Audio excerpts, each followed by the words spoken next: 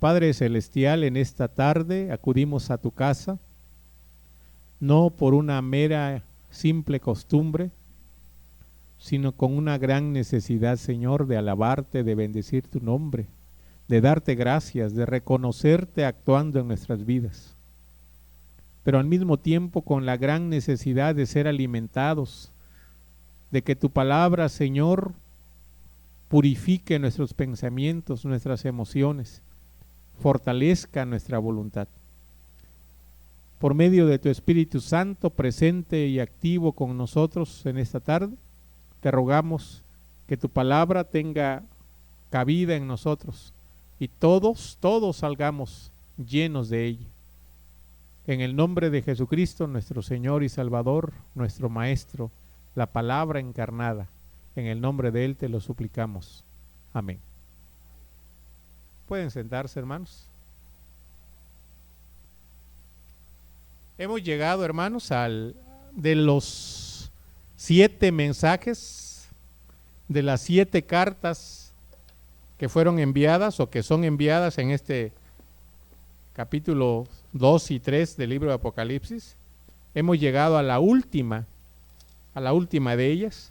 Recuerden que son 7 iglesias de Asia o de Asia Menor, a quienes se dirige las 7 cartas, los 7 mensajes.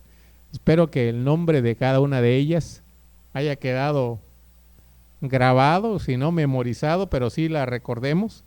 La iglesia de Éfeso, Esmirna, Tiatira, Sardis.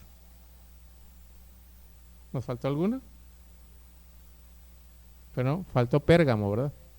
Es primero Éfeso, luego Esmirna, y luego sí, el mensaje a la iglesia de Pérgamo, Tiatira, Sardis, Filadelfia, fue la última que estudiamos, y hoy llegamos a la número 7, que es la iglesia de Laodicea. Mensaje a Laodicea. La iglesia, la congregación de Laodicea, hermanos, también se menciona en la Biblia. No sé si alguno de ustedes, aparte de Apocalipsis, recuerda o ha leído el nombre Laodicea fuera de este pasaje. Pero es una iglesia que se menciona. En Colosenses, sí, la iglesia de Colosenses, cuando el apóstol Pablo o el escritor de la carta a los Colosenses dice que se lea la carta públicamente, pero también que se lea a las otras iglesias, y entre esas iglesias a las que el apóstol Pablo pide que se lea sus cartas está la iglesia de Laodicea. Es decir, tenemos que ubicar esta iglesia cerca de la comunidad llamada Colosas, aunque no es una iglesia a la que se le manda una carta aquí en Apocalipsis. Sí conocemos que la comunidad colosense, a los colosenses, la iglesia de Colosas, el apóstol Pablo le mandó una carta.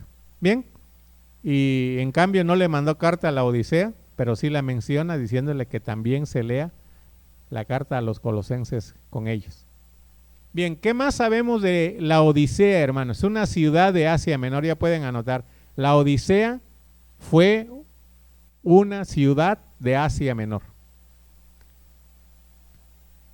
Características de la ciudad: estaba edificada o estaba levantada la ciudad en un valle, el valle de un río llamado Lico. El valle del río Lico. La ciudad estaba asentada sobre un valle, sobre el valle de un río. No solamente estaba levantada sobre el valle de un río, sino también se encontraba en el cruce de 3 caminos importantes. Acuérdense que los caminos, las carreteras son muy importantes. Estaba ubicada la ciudad de Laodicea estratégicamente en el cruce de 3 carreteras, de 3 caminos.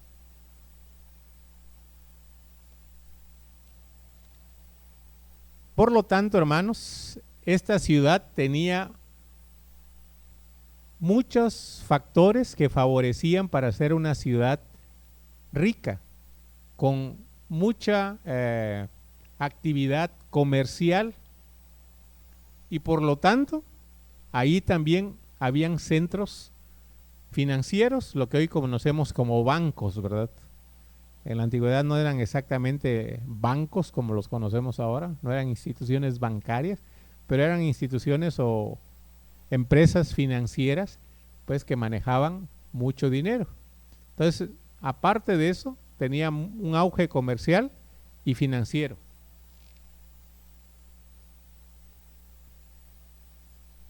Esta ciudad, hermanos, de Laodicea, estamos hablando ahorita de la ciudad. Primero hablemos de la ciudad, luego hablemos de la iglesia que había en esa ciudad. La ciudad de Laodicea fue destruida en el año 60 o 61 antes de Cristo, fue destruida por un terremoto. Y a diferencia de otras ciudades grandes que solicitaron apoyo del Imperio Romano para reconstruirse, la ciudad de Laodicea se rehusó pedir dinero, pedir apoyo a Roma. Esta era una de las cosas que enorgullecía a Laodicea, que la ciudad se había reconstruido mejor que antes y sin molestar a nadie. Para que se den una idea de cuánto dinero tenían. La gente rica, los magnates, diríamos, de Laodicea, dieron generosamente para reconstruirla sin necesidad del apoyo del Imperio Romano. Eso está registrado. Hay un historiador llamado Tácito, por ahí tal vez van a leer de él, el historiador llamado Tácito. Él cuenta, ¿verdad?, que la Odisea se reconstruyó sin pedir dinero del imperio, sin la ayuda de nuestra, dice, sin la ayuda de nosotros. Así que era una ciudad rica, orgullosa de su riqueza, pero también con gente, porque hay gente rica pero tacaña, ¿verdad? No, los de la Odisea no eran tacaños, al menos no se conoce eso. Se conoce que la gente que había ahí era desprendida, era generosa. Hay ciudades o gente que tiene fama de tener dinero, pero que le duele el codo, ¿verdad? Bien, hablar de los laodicenses no era hablar de gente tacaña. Rica sí, pero no tacaña. Bien, ya nos dimos una idea entonces, hermanos, de la riqueza de la Odisea. ¿Por qué tenían esa riqueza también? ¿A qué se debía o por qué era famosa? Bien, su industria textil.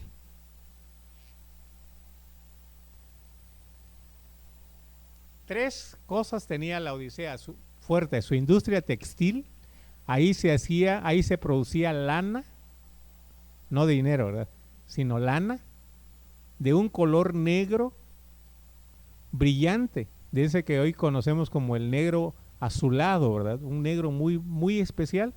Se producía ahí una lana negra azulada, muy demandada. Se hacían telas, se hacían tapices, tapetes, y se exportaban a todas las partes del mundo. Recuerden que ahí era cruce de 3 caminos, o sea que tenían mucha facilidad de la exportación. Así que ellos eran ricos por su industria textil.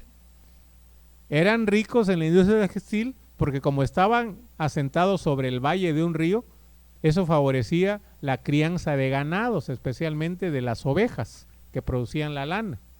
Así que miren ustedes la actividad comercial cómo se da. Tenían muy buena, había agua, había pastos, tenían suficiente agua, tenían pastos, pero además habían desarrollado toda la industria que transforma la lana en telas, ¿sí?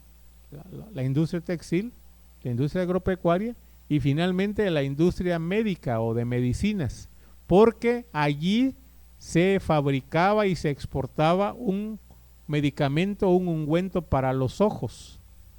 Eran famosos la Odisea, digamos hoy, había los laboratorios que producían ese ungüento para los ojos. Así que esas eran las razones principales de por qué estaban en muy buena situación económica la ciudad de Laodicea. Ya conocimos entonces un poco de la ciudad, hermanos. Ya nos podemos imaginar un poco también qué clase de personas probablemente formaban la iglesia, la comunidad de Laodicea. Ahora vamos a escuchar qué mensaje les da el Señor. Dice el verso 15: yo conozco tus obras, que ni eres frío ni caliente. Ojalá fueses frío o caliente, pero por cuanto eres tibio y no frío ni caliente, te vomitaré de mi boca. Vean que esta es la carta más severa que hay, hermanos, en cuanto a acusación. ¿Cómo podríamos decir? ¿Qué podríamos decir ahora ya no de la ciudad, sino de la congregación de Laodicea? ¿Qué podríamos decir? Es una congregación que provoca náuseas, que provoca vómito. Se oye feo, ¿verdad? Pero el Señor dice, Jesús dice, yo te conozco y lo único que tú haces es provocarme náuseas y finalmente el vómito. Eres tibio. Lo primero, era una iglesia de gente tibia. Y aquí está esa famosa frase que dice, ojalá fueras frío o caliente. Frío o caliente. Pero por cuanto eres tibio, te vomitaré de mi boca. En Colosas, hermanos, en la ciudad de Colosas, había agua fresca. Colosas era muy famosa, le dije que no aparece aquí, pero era una ciudad muy cerquita de Laodicea. Era un pueblo, una población que tenía manantiales de agua muy fresca. Era conocida la frescura del agua de Colosas. Mucha gente que iba ahí tomaba esa agua y decía que era una de las aguas más refrescantes que hubiera probado alguna vez. Pero cerquita de ahí también había otra ciudad que se llamaba Hierápolis. Dos ciudades, dos poblaciones muy cerca de Laodicea, Colosas y Hierápolis. En Colosas se conocía su agua fresca, muy refrescante, pero de Hierápolis se le conocía por sus aguas termales, que de acuerdo a la gente eran medicinales. Las aguas termales, las aguas sulfurosas diríamos, que había en Hierápolis, eran conocidas como aguas medicinales. Se utilizaba el agua caliente, agua muy caliente, usted conoce, ¿verdad? Las fuentes donde hay aguas termales. Las aguas calientes eran utilizadas con propósitos de sanidad a la gente, sobre todo a los que tenían dolores, y se entiende que el calor relajaba los músculos contraídos de algunas personas. Entonces tenía fama de que quien iba a las aguas termales de Hierápolis sanaba, era agua caliente. El agua de Colosas era fría, pero el agua que consumían los de Laodicea era un agua tibia. Su agua era tibia y cargada de minerales. ¿Qué provoca cuando alguien toma agua tibia, hermano? Si tiene un poquito de sal. Algunos incluso lo usan con ese propósito, ¿verdad? Vomitivos, como vomitivo. Tomar agua tibia con sal, eso provoca vómito. Aquí, hermanos, la frase, ojalá fueras frío o caliente, pero cuanto eres tibio, te vomitaré de mi boca. Tengamos mucho cuidado, porque yo he escuchado mensajes, he escuchado predicadores, pero podemos equivocarnos que se está hablando de grados de compromiso espiritual, de fervor espiritual. Los fríos, los tibios y los calientes. Es decir, los que están bien prendidos, los que están más o menos y los que están apagados o fríos. No, en primer lugar, no nos confundamos. Esta es una figura, es una metáfora. No podemos aplicarla tan rápido y tan fácilmente sin cometer un error y decir, aquí están los hermanos que tienen mucho entusiasmo, los que casi no tienen nada y los que ahí la llevan. Porque si fuera así, hermanos, ¿qué es mejor, tibio o frío? Si se tratara de niveles de entusiasmo, ¿qué es mejor? ¿Ser tibio o ser frío? Ser tibio. O sea, no está tan caliente como uno quisiera, pero por lo menos llega los domingos el hermano, ¿verdad? Hay otros que solo en Semana Santa y en diciembre llega. Al menos decimos nosotros. Si fueran grados de fervor espiritual, diríamos es mejor tibio a frío. Decía, miren, los judíos, los rabinos judíos, regresando a la literatura judía, los rabinos decían que la gente buena pero fervorosa, podríamos decir la gente que está prendida, ellos serán, no hay dudas de que serán llevados al reino de Dios. La gente que está fría, muerta, pues espiritualmente, ellos serán condenados definitivamente a la gehenna, es decir, al infierno, ¿verdad? Los judíos. Fíjense bien que decían los rabinos, los buenos, pero radicales, los fervorosos, a esos, en cuanto morían, se les daba su premio. A los fríos, en cuanto morían, su castigo. Pero los rabinos decían, pero los tibios, la gente que está así, eso no se sabía, tenían que esperar hasta el día final a ver si Dios se apiadaba de ellos o no. Pero al menos le daban, como decimos, le daban el privilegio, el beneficio de la duda. ¿Quién sabe qué va a pasar con ellos? Pero vean que a los fríos definitivamente le decían, a ustedes les va a ir mal. No es el caso aquí. Aquí en esta idea, tibio es peor que frío. Tibio es peor que frío. ¿Sí se dan cuenta, hermano? Ojalá fueras frío o caliente, pero cuanto eres tibio, no te toleraré, te vomitaré de mi boca. Y qué bueno que el Señor conoce muy bien a la iglesia, porque sabía muy bien una característica de los habitantes de la Odisea. Algo que a los habitantes de la Odisea no les gustaba era su agua, el agua que tomaban, porque era agua tibia y con sales minerales. No les gustaba, pero tenían que beber esa agua. Y muchas veces yo creo que más de un viajero que llegaba y le daban agua, vomitaba en su presencia cuando le daban el agua que ellos consumían, ¿verdad? Así que Jesús les llega muy clarito, les dice, te conozco, eres frío o no eres tibio, no eres ni frío ni caliente.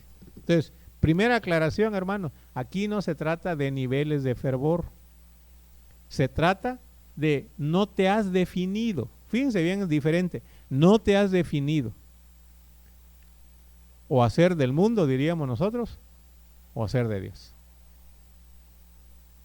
No te has definido. Recuerdan que Elías, lo mencionamos el domingo, el profeta Elías precisamente pregunta, ¿quién es Dios? ¿Jehová o Baal? Y él reta a ver que se demuestre quién es el verdadero Dios. Miren, los profetas falsos de Baal no tenían ningún problema en que los israelitas adoraran a Baal y adoraran a Jehová al mismo tiempo. A ellos no les daban ningún problema. A Jezabel, la que trajo a estos profetas falsos de Baal, no les daba ningún problema que los israelitas fueran al santuario de Jehová y fueran luego al santuario de los Baales. Pero Elías dice, no hay esa idea de que aquí y allá, o si Jehová es Dios, hay que servirle a él, y si no, a los Baal, pero hay que ver quién es Dios. Y ustedes conocen la historia, ¿verdad? Se definió y entonces Elías amonesta al pueblo, dice, bueno, si es Dios, ya demostró que él es el verdadero Dios, sírvanle con todo su corazón, no a medias. Esto es lo mismo que dijo Josué. Lean el libro de Josué, cuando Josué ya está por morir, capítulo 24, reúne al pueblo allá en Siquem Y lo mismo, ¿verdad? Dice Josué, escojan hoy a quién sirváis, a los dioses que sirvieron vuestros padres o a Jehová. Pero si vas a decir a Jehová, sírvanle con todo su corazón. Si no, mejor vayan. Y es lo mismo que está acá. O te defines por Dios o te defines por el mundo. La gente indecisa no le agrada a Dios. Fíjense bien, es desagradable. Causa náuseas y vómito. Repugna a Dios. La gente indecisa, la que quiere quedar bien con Dios y con el diablo, con Dios y con el mundo, no le agrada a Dios. Algunos dirían, bueno, algo es algo. Aquellos perdidos, por lo menos este hermano viene y ora y da su ofrenda de vez en cuando, pero viene a la iglesia. Dios dice, Dios no va con medias tintas, con un corazón a la mitad, con aparentar. Escucha Israel, dice Deuteronomio, un texto muy famoso. Jehová nuestro Dios, uno, solo hay uno. Pero luego enseguida dice, amarás al Señor tu Dios con todo. Esa expresión hay que guardarla, con todo. Tu corazón, tu alma, tu mente, tus fuerzas, con todo. No a medias. Bienaventurados los de limpio corazón. La palabra limpio corazón no significa corazón puro, sino el corazón que no está dividido. El corazón que no tiene dos lealtades. El que es sí y no, a veces no. O es sí o es no. Bueno, exactamente ese es el mensaje aquí. No te has definido.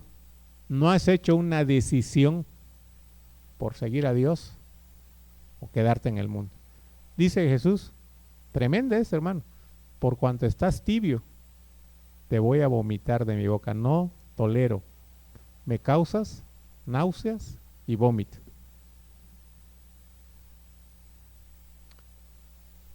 Versículo 17, hermanos. ¿Quieren checar? Fíjense bien, me gusta esta frase. Porque tú dices. Quiero que comparemos, hermanos. Quiero que comparemos este mensaje.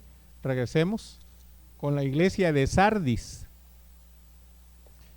En el primer versículo, hermanos, cuando dice, yo conozco tus obras, si quieren checar, capítulo 3, verso 1, yo conozco tus obras, que tienes nombre de que vives y estás muerto. Si alguno no vino cuando estudiamos este mensaje a la iglesia de Sardis, les voy a repetir. Jesús, el que conoce bien, fíjense bien, el que conoce dice, tienes nombre. Y les aclaré que la palabra nombre también significa fama o reputación. Tienes fama de que estás viva, pero es apariencia, es pura fama. En realidad, yo te veo y estás muerta. Podríamos decir de Sardis que era una iglesia famosa, pero muerta. Ahora la pregunta que quería hacerles es, ¿qué diferencia notan entre la iglesia de Sardis que tenía fama de estar viva, pero estaba muerta, a la iglesia de la Odisea que decía que era rica y me he enriquecido y de ninguna cosa tengo necesidad?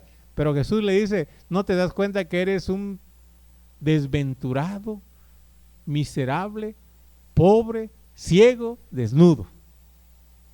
A ver, voy a pedirles que tratemos de poner, ¿qué diferencia hay entre Sardis, lo que Jesús sabe de Sardis y lo que Jesús le dice que sabe de la Odisea? ¿Cuál es la diferencia? Claro, una dice, tiene fama de estar viva y está muerta. Es decir, la realidad que Jesús ve no corresponde con la realidad que ellos perciben o creen. Aquí ellos creen que son ricos, creen que siguen enriqueciéndose. Son ricos y siguen enriqueciéndose y no tienen necesidad de nada. Pero Jesús dice, es lo que tú crees, pero yo te veo como un miserable desventurado, pobre, ciego y desnudo. ¿Alguien encontró alguna comparación, hermanos? ¿Alguna para comparar las dos iglesias, las dos mensajes? A ver, que vea yo que está saliendo humo.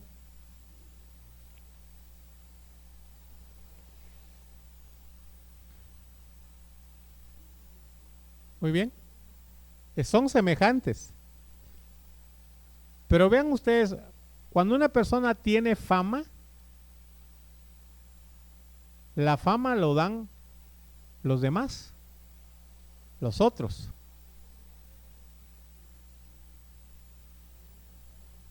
Santiago, ¿verdad? Dice que al que sabe hacer lo bueno y no lo hace es pecado. Dios lo considera pecado.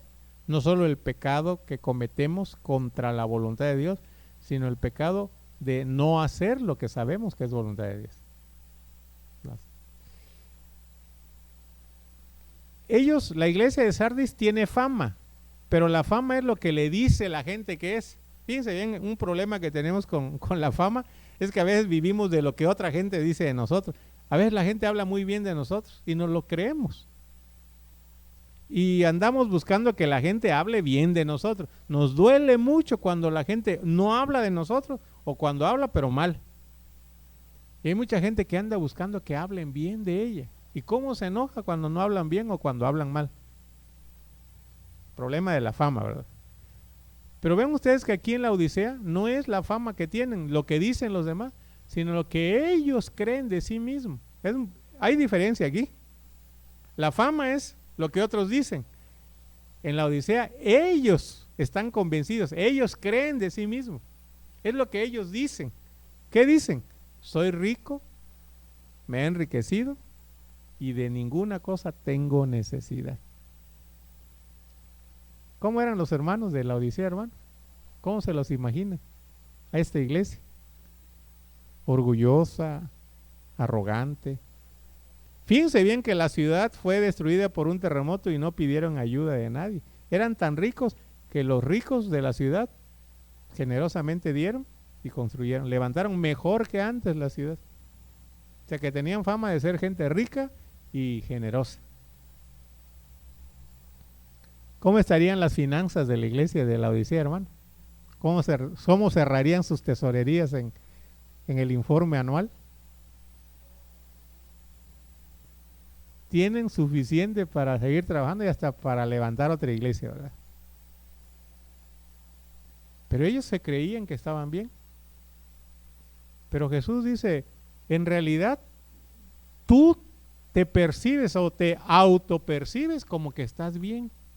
Qué triste, hermanos. Qué triste es cuando nosotros creemos que estamos bien. ¿Estamos bien? ¿Por qué?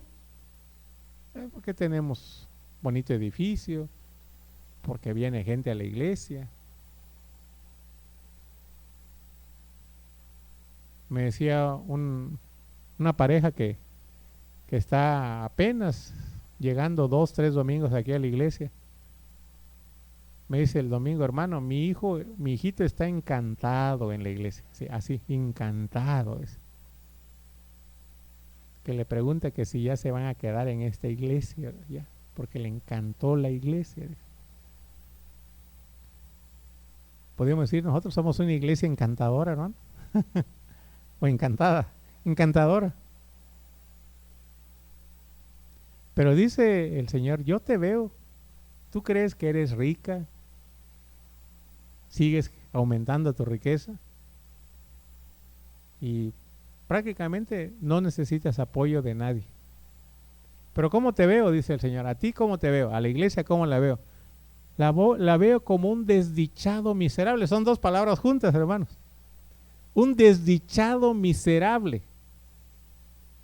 Y aquí es curioso porque están juntas dos palabras, dos adjetivos muy interesantes. Un miserable desdichado, un infeliz miserable. Parece que eran la misma palabra, ¿verdad?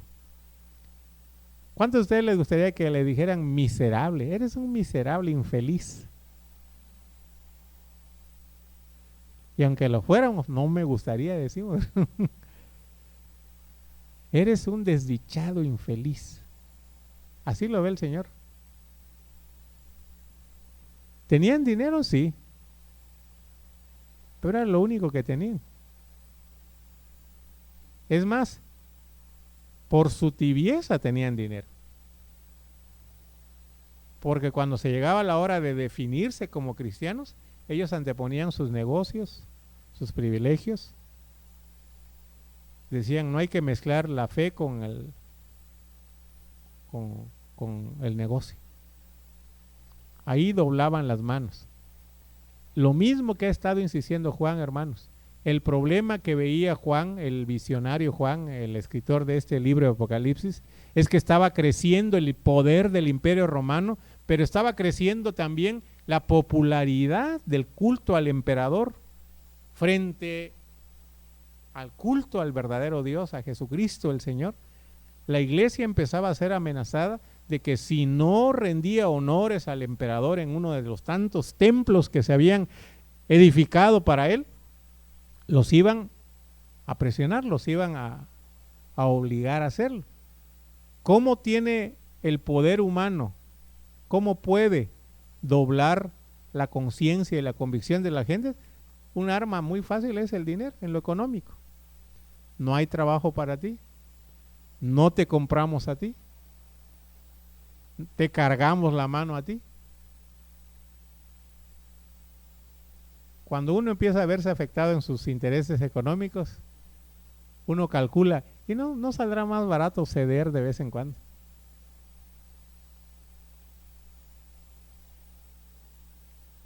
¿No será más barato de vez en cuando ceder para estar en paz?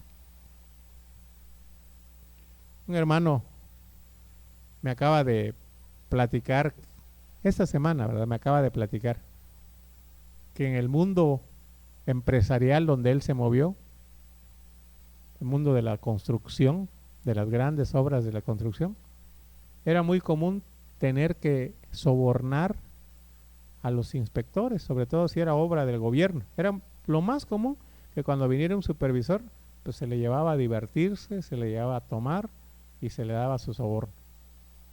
Era no algo especial, sino normal ya. Cuando decían viene el delegado de tal secretaría, ya era señal de que hay que ver dónde se le lleva, dónde se le divierte, para que siguiera dando las obras y siguiera autorizando el pago a tiempo de su dinero. Y este hermano me dice, y en ese tiempo yo tenía un empleado que yo lo conocía con convicción firme como cristiano. Pero ese día andaba yo atareadísimo, me dice. Entonces yo lo llamé y le dije, ven, vas a hacer un favor. Metí dinero en un sobre y le dice, vete a... Y desde que le dije así me quedó bien, ay, nada más hice así. No me pida eso, le dice. No me pida eso. No dijo más, se quedó callado y lo vi como que hasta una oración estaba haciendo, dice. Pero yo era su jefe y yo lo estaba mandando a que llevara el soborno. Pero él me dijo, no me pida eso, por favor. Pero dentro de mí algo me hizo pensar, si este muchacho se ha mantenido limpio y firme en sus convicciones, ¿quién soy yo para echarlo a perder? Dice, con toda esta corrupción que hay. Entonces, medio enojado, le dije, está bien, voy a hacer otra cosa mejor, voy a ocuparte, ya veo a quién mando. Dice. Ahora me doy cuenta que, dice él, yo me doy cuenta que Dios lo libró porque yo era muy enojón en mi trabajo, dice, así que no tan fácilmente me convencían, ¿verdad? Si ya había dado una orden. Pero lo que vi, dice, fue el rostro y la firmeza que él dijo, no me pidas, es como que lo vi decidido de que si en un momento dado tenía que perder su trabajo, él me iba a decir, pues despídame, pero no voy. La pregunta es, ¿y nosotros así seríamos, hermano? Si hay algo que no va con nuestros valores cristianos, lo siento, pero hablábamos en alguno de los mensajes cuando hablamos de Jezabel y dice que enseña seduce a fornicación. Cuando hablamos del problema del dinero y de los pecados sexuales cuando van de la mano, puede una persona, hoy un hombre como José, decirle a una mujer que lo está provocando: no es correcto que hagamos esto, porque ¿cómo voy a fallarle a mi Dios y a mi patrón? ¿Se acuerdan ustedes de José, verdad? La mujer se estaba regalando, como decimos, se estaba ofreciendo. Y José dice, ¿qué significaría hoy para un varón eso? Uno, que lo tachen de que no es varón, que no es hombre, duden de su hombría. Pero si te están ofreciendo, tú no lo estás pidiendo, se te está dando solito, o no eres hombre. Dos, si la mujer que pide o el hombre que pide el favor sexual es jefe o es poderoso, y si él o ella se quiere pasar de listo y uno reacciona fuerte, decidido, y que puede significar perder empleo o perder otras cosas. ¿Cuántas estadísticas hay, verdad, de que lo que se llama acoso sexual en las oficinas se sigue dando? Porque hay temor de que si se pone uno demasiado exigente, lo saquen a uno de en medio. Exactamente es lo que está diciendo Juan. Eres tibio, no te has definido. ¿Por Cristo o por la vida del mundo? A veces quiere jugar con la sabiduría que da el mundo. Así es, así están las cosas hoy, así se juega hoy. Anoche escuché, no sé si ustedes escucharon las noticias, de que los maestros estaban protestando allá en México, porque según ellos se vendió la prueba enlace, salió la prueba enlace vendida. Alguien, no sé, al menos es una denuncia, cierta o no cierta, pero los maestros dijeron, no se vale, porque alguien vendió la prueba enlace. ¿Será posible que alguien pueda vender un examen de esos, ¿no? ¿Por dinero? ¿Habrá algún funcionario que se preste a eso? Y nosotros decimos, por supuesto. Pero uno preguntaría, ¿y habrá algún padre de familia que pague eso? ¿Habrá algún maestro que pague para sacar más puntos? Sí. Bueno, ¿y habrá algún padre cristiano, algún alumno cristiano, algún maestro cristiano, algún funcionario cristiano? Ahí está el problema. Que nos decimos cristianos, pero a la hora de que el dinero asoma, decimos, es más, yo no me va a quedar a mí, pero mi jefe me lo pide. Jesús dice, eres tibio, tienes miedo. Por eso Jesús se presenta como el amén. Fíjense bien, aquí dice el amén, dice es el testigo fiel. Acuérdense que la palabra testigo es mártir. El que por dar testimonio de la verdad lo llevaron a la cruz. Bueno, eso es exactamente el ser testigo fiel, hermano. Una persona que no solo el empleo puede estar dispuesto a perder, sino muchas cosas más, incluyendo su vida, por no ceder en la presión del enemigo. La iglesia de la Odisea era una iglesia rica. Los cristianos de la Odisea, yo me imagino que tenían un templo hermoso, bancas o sillas preciosas, tenían instrumentos musicales hermosos, jardines. Se veía que ahí había gente rica en esa iglesia. Y ellos se creían. Pero Jesús le dice, eres un vil miserable, así le dice. Eres un vil miserable. ¿Te crees rico? Y no te das cuenta que eres pobre. Y miren cómo lo califica con 3. Pobre. Ya habíamos dicho, vil y miserables van muy cerca. Pero aquí le agrega pobre. ¿Qué dice? Ciego, desnudo. No te fíes de tus capacidades. Acuérdense que la Odisea era famosa por por su industria, su sistema económico y financiero. Había mucha gente que tenía acciones en la bolsa de valores, banqueros, que sabían invertir en los negocios apropiados. Jesús le dice, ¿saben? Yo te recomiendo que tu dinero mejor lo inviertas en oro, dice. Jesús lo está haciendo aquí como de asesor financiero. Invierte en oro, le dice, pero en oro en el reino de Dios. Defínete en los valores de Dios, defínete con los valores del reino, no con los valores pasajeros del mundo. Hoy queremos demasiado bienes materiales del mundo y por ello sacrificamos los bienes espirituales del reino de Dios, los verdaderos. Y no solamente cosas espirituales que vamos a recibir, no queremos invertir lo que Dios nos da en lo que Él nos pide. Nos duele. Si nos dan, qué bueno, pero dar nos duele, nos cuesta. Darle al necesitado cuesta. Invertir para la salvación de otros cuesta. Es lo que está diciendo aquí Jesús. ¿Te crees rico? Y yo te aconsejo, mira, más vale que cambies tus inversiones. Sácalas de donde las tienes. Deja ya de hacer tesoros en esa línea y mejor compra oro del verdadero, oro refinado, del que vende Dios, diríamos. Y no es que haya oro que Dios venda, ¿verdad? Sino una vida donde se puede invertir nuestro tiempo, nuestras energías, nuestros recursos para la gloria de Dios. Por otro lado, era ciego. ¿Se acuerdan que les dije que la Odisea era famosa por un ungüento para los ojos? Ahí producían los laboratorios y exportaban. Jesús dice, ¿estás tan mal que en vez de estar exportando el colirio para otro lado, te lo deberías aplicar tú? Dice, y te vas a dar cuenta que no estás viendo bien. Te crees rico, pero no estás viendo bien. En realidad eres pobre.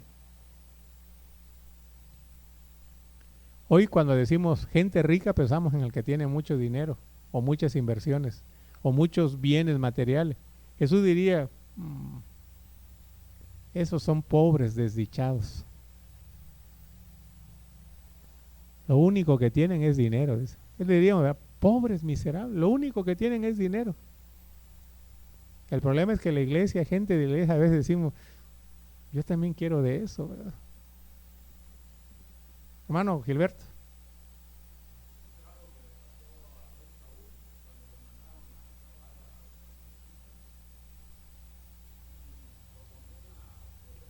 Y parece que el sentido común le decía, ¿cómo vas a matar a esos animales tan hermosos, ¿verdad? Esas vacas tan hermosas? En todo caso, mejor guárdalos para el Señor, ¿verdad? ¿Sí? Nos cuesta a nosotros, hermanos, seres humanos, apegarnos a los valores del reino de Dios. Sobre todo cuando estamos rodeados de voces que están bombardeando día y noche, día y noche. Por eso yo digo, ¿verdad, hermanos? Que un cristiano debe amar la comunidad cristiana. Porque allí envía Jehová bendición y vida eterna, sigue su palabra. Quien se aísla, tarde o temprano comienza a adoptar valores de la gente con quien está más tiempo. Vean, hermanos. Y hoy parece que sigue siendo la misma tentación.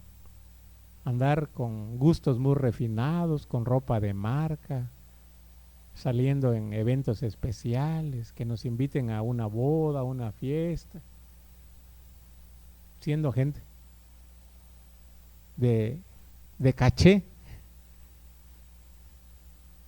Esa es pura apariencia, dice Jesús. Yo te veo como un pobre infeliz. Ahora, no quiere decir que el que no se cuida a su persona, el que anda, ese está bien, no, tampoco, ¿verdad? Más bien hay que definirse por los valores del reino, definido. ¿Soy o no soy cristiano? Si soy, con todo, en las buenas y en las malas, en salud y en enfermedad, en riqueza o en pobreza. ¿Soy cristiano? Sí, y creo en Dios, aunque al principio o al final de mi camino vea yo una cruz. Jesús dijo, No lo entiendo, Señor. Yo pediría que me libres, pero si no se puede, no hagas lo que yo pido, mejor que sea tu voluntad. Miserable, desdichado.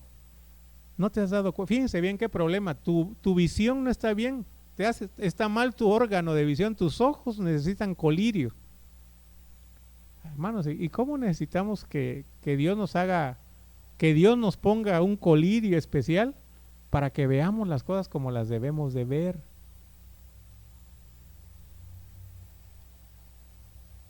Hoy me puse una camisa así como de tejida, ¿verdad? De manta. Y un hermano me dice, qué fresca se ve su camisa. Sí, ya le conté, ¿verdad? Hay veces que me gusta, prefiero estas cosas, ¿no? Y él me dice, mire hermano, si usted me hubiera conocido hace años, todo el tiempo con traje, corbata, zapatos de vestir. Pero llega un momento en que uno se da cuenta que todo lo que uno hace es para quedar bien con los de afuera, aunque se esté uno muriendo de calor, me dice. Ahora la gente que me ve me dice, ¿y tú? ¿Por qué te vistes así? Porque me siento bien, dice. Así me siento bien. Estoy cuidando mi salud y estoy cuidando mi comodidad. Pero le digo, ¿cómo cuesta ir encontrando eso, ¿verdad? Al principio hay cosas que yo veo que hay gente que usa ropa que le está ahogando, pero tiene uno que quedar bien frente a los demás, ¿verdad? Unas zapatillas que están causando calambres, pero hay que quedar bien frente a los demás, ¿verdad? ¿Cómo necesitamos, hermanos, que Dios ponga colirio? Mira como Dios quiere que veas. Mira la realidad. Un mundo de paz, un mundo de justicia. No solo el que va a venir, sino el que Dios quiere que se establezca desde hoy con nosotros. Pero no lo vemos. Por eso dice, eres ciego. Y te sugiero, te aconsejo que me compres a mí el colirio que va a limpiar tus ojos, que va a hacer que veas la realidad que no has visto. Si te vieras como yo te estoy viendo, das lástima. Y al principio dijo, causas vómito. Así ve el Señor, causas náuseas y vómito, das lástima. Pero curioso, hermanos, también lo ve como desnudo, y ellos eran famosos por su industria textil. Por eso le decía yo que está muy apropiado el mensaje aquí, ¿verdad? Ni tu negocio de ropa, ni tus negocios de tus instituciones financieras, ni tus laboratorios médicos, en ellos debes poner tu confianza. Cómprame a mí la ropa, dice, y te voy a dar vestiduras blancas. Cómprame colirio, voy a hacer que veas bien. Invierte en el oro del reino de Dios y vas a ser verdaderamente rico. Es lo que está diciendo Jesús. Defínete por ser cristiano. Pero esta iglesia que está recibiendo la reprensión más directa y más severa, de repente nos damos cuenta que trae quizás la nota de más ternura que encontremos en las cartas. ¿Quién no ha oído el versículo 20, hermanos, de Apocalipsis 3? Yo sé que más de uno de ustedes lo ha oído. Y yo lo he escuchado muchísimas veces predicado como mensaje evangelístico. Pero a veces el mensaje evangelístico pierde la fuerza del contexto donde está. En el lugar donde Jesús habla más fuerte, más duro. Fíjense qué palabra. Das lástima y causas vómito. No es nada bonito, ¿verdad, hermano? Si hoy nos presentáramos delante de Dios, Señor, ¿cómo nos vemos? Y el Señor hiciera así, ¿verdad?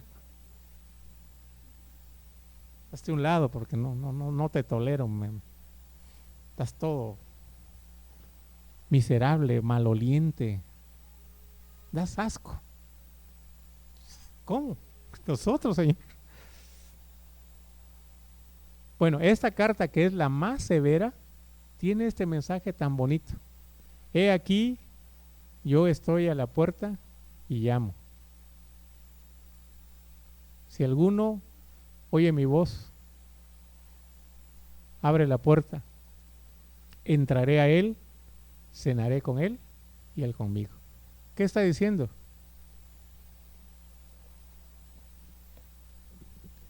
Versículo 19, vamos a regresar un poquito. Yo reprendo y castigo a todos los que amo. Sé pues celoso y arrepiéntete. La expresión aquí, tomada del libro de Proverbios, dicen los expertos, es que Dios educa, esa es la palabra, Dios educa a los que ama. Yo me he dado cuenta que a veces algunas personas, si ven a un niño por ahí, le dan un billete, ten, cómprate tus dulces. Pero si a sus propios hijos no le dejan comprar dulces, ¿verdad? Yo le he visto, ¿por qué? Es que ese pobre niño creo que nunca ha tenido un dulce. Y tus hijos no, se les van a llenar de caries sus dientes, ¿verdad? A veces a nuestros hijos decimos, hay cosas que no les damos no porque no podamos dárselas, no porque no sea bueno, sino porque no les van a hacer bien. Aquí está usando la expresión de un padre que si disciplina, fíjense en la palabra, Dios disciplina. No es el sentido del castigo de que te portaste mal, te castigo. No, no está enfocado Dios en lo que ya pasó, sino en lo que viene, en lo que viene. La disciplina que estoy poniendo es para que cambies tu rumbo, para que tu final y tu meta cambien. Yo reprendo y castigo a todos los que amo. Es amor, hermanos. Estas palabras duras son amor. Si habla tan fuerte Cristo es por amor. No es porque esté desechando a esta gente. Y luego le dice esta imagen tan bonita. Quiero cenar contigo. Quiero que tú me recibas, me aceptes. Para los judíos, comer juntos, hermanos, compartir la mesa es señal de mayor intimidad, de mayor amistad. Y es lo que Jesús está diciendo. Hay todavía oportunidad. Yo estoy listo. No te he desechado por lo que has hecho, por tu arrogancia, por tu pretensión, porque no estás viendo bien las cosas. No, pero te señalo tus errores para que abras tus ojos. Cambia. Aquí estoy, dice Jesús. Una imagen muy bonita, donde Jesús dice, estoy tocando la puerta. No es el juicio de Dios. No está hablando del día del juicio, está hablando de la reprensión que Dios nos da hoy, pero de la invitación. Todo esto que Dios hace es para llamar nuestra atención y para invitarnos a restablecer una relación con Él. Y termina diciendo, al que venciere le daré que se siente conmigo en mi trono, así como yo he vencido y me he sentado con mi Padre en su trono. El que tiene oído, oiga lo que el Espíritu dice a las iglesias. Hay una palabra clave ahí, si la alcanzaron a escuchar, hermano. Yo en los estudios pasados se los he dicho, que es una palabra clave aquí en Apocalipsis. ¿Cuál es?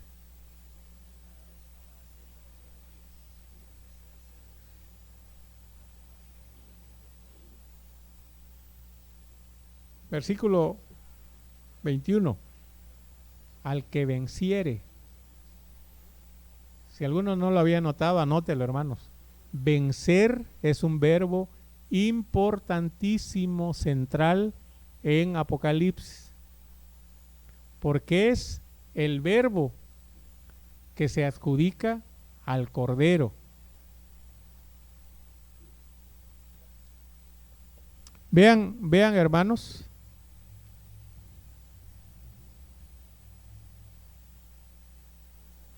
el versículo 5 del capítulo 5. Si alguien tiene a mano, 5:5. Dice, no llores, he aquí que el león de la tribu de Judá, la raíz de David, ha vencido. Ha vencido. ¿Quién ha vencido, hermanos? El león de Judá. Pero cuando voltea Juan a ver el león de Judá, no ve ningún león. Si ustedes checan, vamos a llegar todavía, Pero cuando voltea a ver, le dicen, el león de Judá, ¿dónde está el león de Judá? Lo único que ve es un cordero degollado.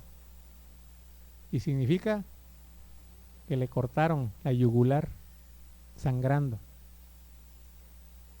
Así ha vencido el cordero, hermanos, dando su vida por mantenerse fiel a su Padre. Cuando el libro de Apocalipsis habla de vencer, significa estar dispuesto como Jesús a ser el testigo, el mártir, hasta las últimas consecuencias. Por eso dice, al que venciere. No podemos saber qué tanto vencemos hasta que no nos enfrentemos, hermanos, a la presión del mundo. Y cuando el mundo esté presionando, es ahí donde tenemos que decir, confío en Dios, creo en Dios, y yo espero en Dios.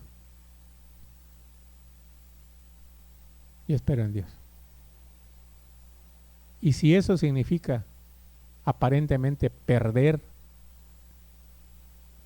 la vida, incluso, pero dice que el cordero, el león de Judá, ha vencido, y lo que se ve es el cordero degollado. Cristo ha vencido, hermano.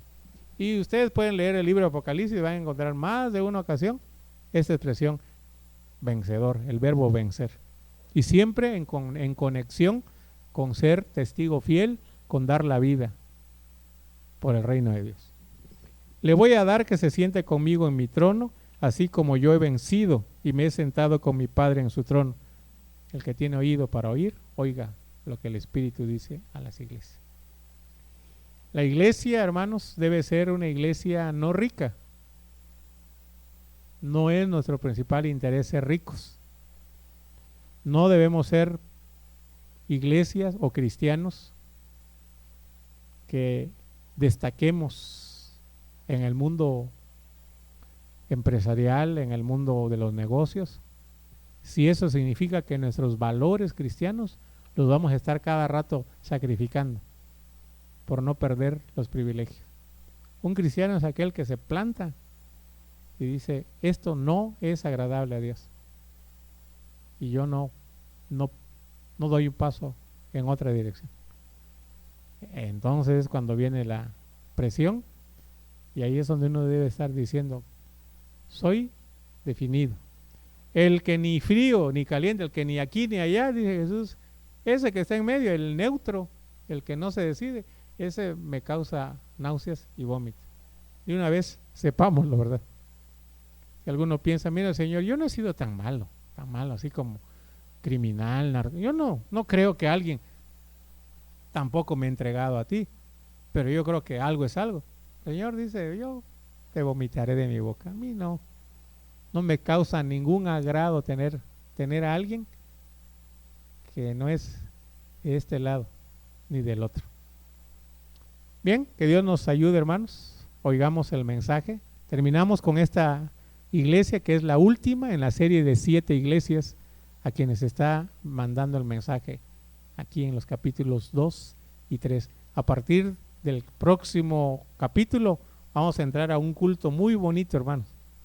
4 y 5 son capítulos muy bonitos porque se da la adoración. Juan tiene una visión y Dios le dice, vente, y lo lleva al cielo, y ahí ve un culto hermoso. Bueno, vengamos para seguir viendo, para seguir escuchando la palabra de Dios. Pues de pie, hermanos, vamos a despedirnos. Te damos gracias, Señor, por tu palabra. Gracias por estar con nosotros, por permitirnos escuchar tu palabra. Que tu Espíritu, Señor, que habló a aquellas iglesias, también ahora hable a nuestro corazón, los que aquí estamos en tu casa. Ayúdanos a definirnos por Cristo, por el Evangelio, por el reino de Dios. Danos fuerza, danos valentía, danos de tu gracia para vivir enfrentando las presiones del mundo, Señor, y saber que no está en nosotros el resistir, sino tomados de tu mano y de tu gracia, seremos más que vencedores. Despídenos de esta reunión y que tu santa presencia continúe con todo tu pueblo desde ahora y para siempre. Amén. Que Dios les bendiga, hermanos.